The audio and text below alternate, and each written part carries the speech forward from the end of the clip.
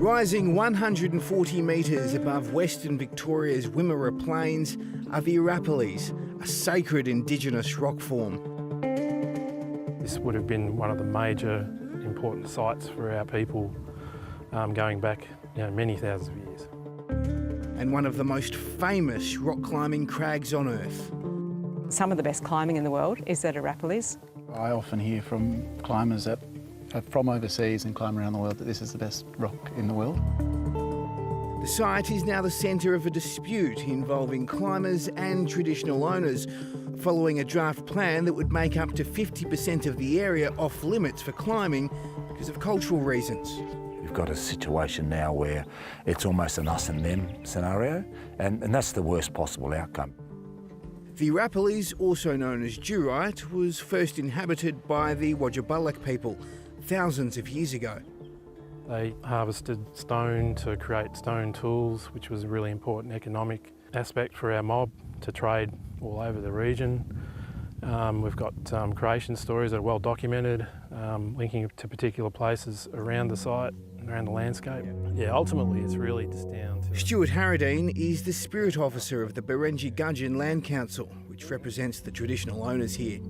Over the past 4 years, it's carried out archaeological surveys of the area. The quarries and the artefact scatters and rediscovery of, ancient rock art that has been unprotected for a long time. The surveys ended in November last year. Parks Victoria has since drafted a plan that proposes several climbing routes be shut down, but is yet to make a final decision on which specific areas will be banned. The sport was popularised here in the 1980s. Louise Shepherd is one of the sport's pioneers and still climbs here. It was a long time ago when I was climbing those difficulties. Nowadays, I appreciate the easy routes. Watch out for those sticks, Missy. She's taking us up one of those easy routes, one she's worried will soon be off limits. She's with friend and pro climber Ash Hendy. Do you have an idea of where we're going to end up in terms of what you can climb and what you can't climb here at Arapiles? I think at this point no one really does. The whole thing seems to have become a little bit of a mess, and there's a lot of question marks around what the future holds, certainly for people like us.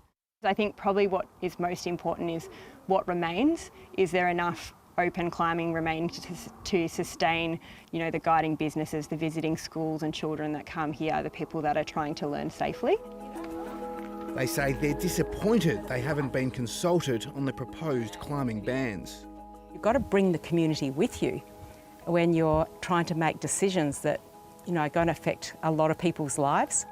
A lot of people are worried about what the future holds. Many of us, like myself, who moved here for the climbing, will then wonder what's going to happen to the community, who will stay and who will go. A 10-minute drive from the Arapiles is the town of Nadamuck. 500 people live here. There's just a few stores. One's a climbing shop, another is the pub. There we go. Look at that mother's milk for you, mate. Bill Lovell runs the local watering hole, and he's worried about the potential effect of the Arapiles climbing restrictions. I estimated that it'd probably knock down about 45% of our business, which is quite significant, if you could imagine. Bill Lovell says the state government process has ignored the economic impacts climbing restrictions will have. I've always said that we need to protect their heritage, but there needs to be a compromise and consultation. The world-famous climbing here has attracted young professionals like Petra and Felix, both GPs who moved to Horsham, which is 30 minutes away from the Arapiles. My partner and I just adore rock climbing so much that we had to follow the cliffs. Felix has been heavily involved in the climbing community's bid to save some of its climbing routes. This is Parks Victoria's plan, both for cultural heritage and ecological reasons. And lots of what closed may be closed not for cultural significance at all. Felix fears Parks Victoria will go too far and close climbing routes for logistical reasons rather than cultural significance. The plan that Parks Victoria has put forward has been done on a dime, done in the cheapest way possible and in a very sort of exclusionary blanket ban style approach that may not accurately reflect what's required to protect the cultural heritage. Well, it's an overdue. Stuart Harradine wants to make it clear that traditional owners do not want a blanket ban.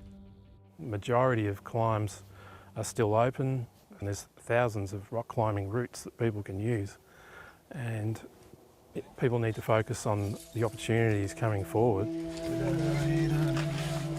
Felix and Petra say the Parks Victoria process and draft plan has pitted them against traditional owners. I think the saddest outcome about this so far has been that I think a lot of people in the broader community are taking Parks' plan and blaming the traditional owners for it. And I think that is just awful and wrong. Overwhelmingly significant from a spiritual point of view. It's a sentiment echoed by Yoda Yoda man and Horsham business owner Lionel Godwin. There's just now this real divisive attitude towards rock climbers and then First Nations people as well. You know, this has not been driven by First Nation people per se, it's been driven by government departments. Last week, the Chief Executive of Parks Victoria, Matthew Jackson, stepped down from his role. The interim CEO declined 730's request for an interview. But in a statement, a spokesperson said, "We will continue to engage with local community, climbers and tourism bodies as part of consultation." That consultation is due to end in February next year. And there's hope climbers and the traditional owners of the Arapiles can work together on its protection.